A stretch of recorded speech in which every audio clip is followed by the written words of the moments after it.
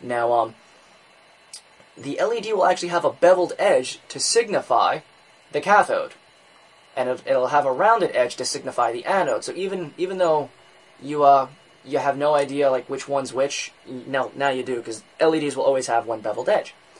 This little guy right here is called a resistor. A resistor is measured in ohms. Now, a resistor slows the flow of electrons, meaning it turns higher voltage into lower voltage. Now, you'd have to calculate exactly using Ohm's law what resistor you would need to create, from one voltage level to another. Now, the LED is hooked up in series with an LED. Now, this is the before a resistor, and this is after a resistor. Now, to determine a resistor's ohm value, there's a color code on top of it with 4 bands. Now, the first 3 bands are going to be from black to white, like I described earlier. And the last band is going to be either gold or silver. Gold meaning it's got a 5% tolerance or a 10% tolerance. The tolerance being how far off from the exact value. I'll go into resistor color codes a little bit later. This little blue guy right here is called a capacitor. Now, a capacitor temporarily holds a small amount of electricity. Its storage value is called a farad. A lot of capacitors are either in the picofarad or the nanofarad. This little guy is actually hooked up in parallel with an LED. Now, capacitors hold electricity for a short amount of time, so when I remove power, instead of it just abruptly stopping, it slowly dims. Capacitors are often used in timing circuits, voltage regulator circuits, filters, audio circuits, and I think that's about it. I think that's the most common. Right over here, this little LED right here, I actually have, it's a multicolor changing LED. So when you apply power to it, it goes through all its wonderful little colors. Until it pops, because I'm passing a lot of voltage across it. Okay, I also have some basic switches. We all know a basic push-button switch. You push the button, it turns on. But it's not always that simple. There's 2 types of push-button switch. Normally open and normally close. Normally open means you have to push the switch to close the circuit, meaning letting electricity flow through. Normally closed means when you push it, it breaks the circuit, turning it off. Here's also another kind of push-button switch, keyboard key. Then you have a simple toggle switch. Turns on, turns off. Now, this has 2 posts, meaning it's a single post, single throw. It has 2 positions, on and off.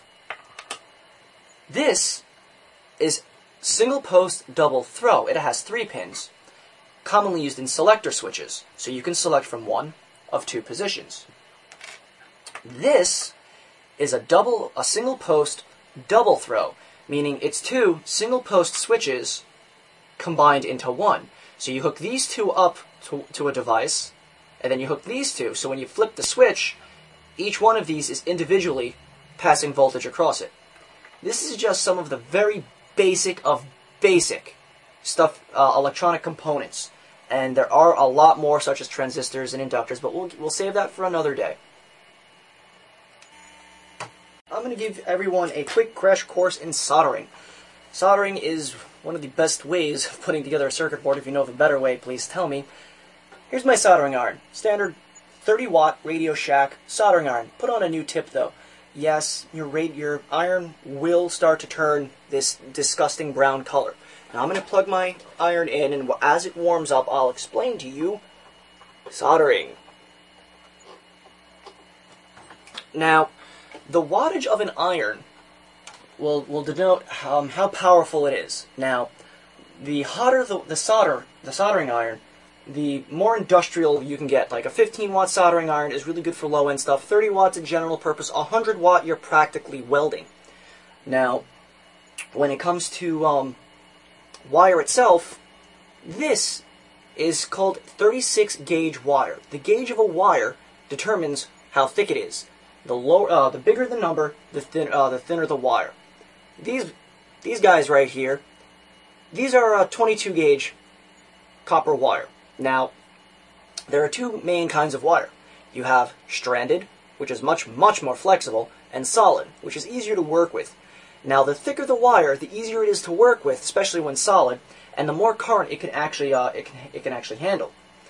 Now, when it comes to solder itself, I just get whatever generic brand Radio Shack solder, and that's it. Now, there's something called flux. Flux is a type of a low acid that helps solder stick to other metals. If you're having a very hard time getting your solder to stick to things, try a little bit of flux. However, it's not necessary. The solder that I usually get from Radio Shack already has flux inside. It's called a rosin core solder. Our iron is finally hot enough, and the first thing you want to do when you get a first new tip is put a little bit of solder on it. This is called tinning the tip, making it nice and silver.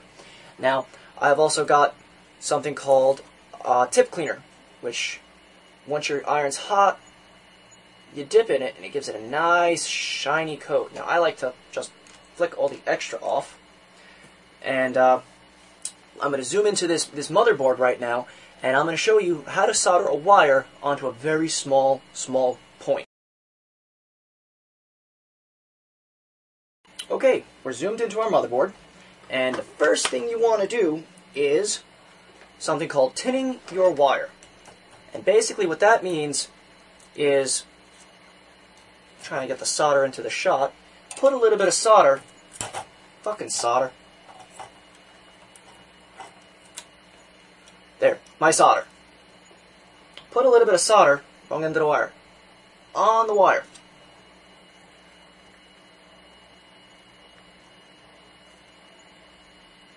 There we go. Now, we've got a nice silver tinned coat of solder on the wire.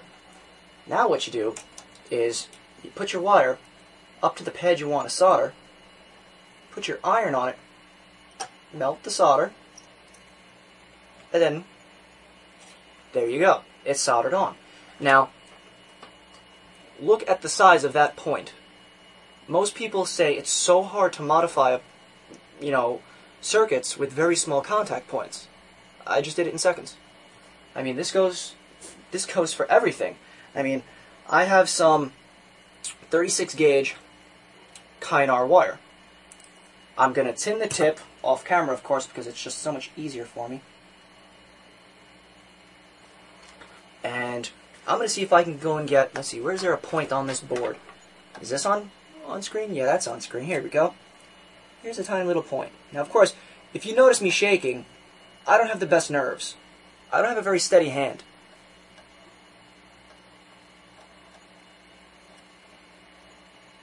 And of course, I think I need a beer right about now. There you go. I just soldered it on.